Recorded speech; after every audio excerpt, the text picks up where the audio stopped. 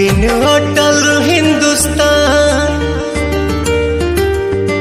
तन जैसे बिना जान, बिन अटल हिंदुस्तान तन जैसे बिना जान।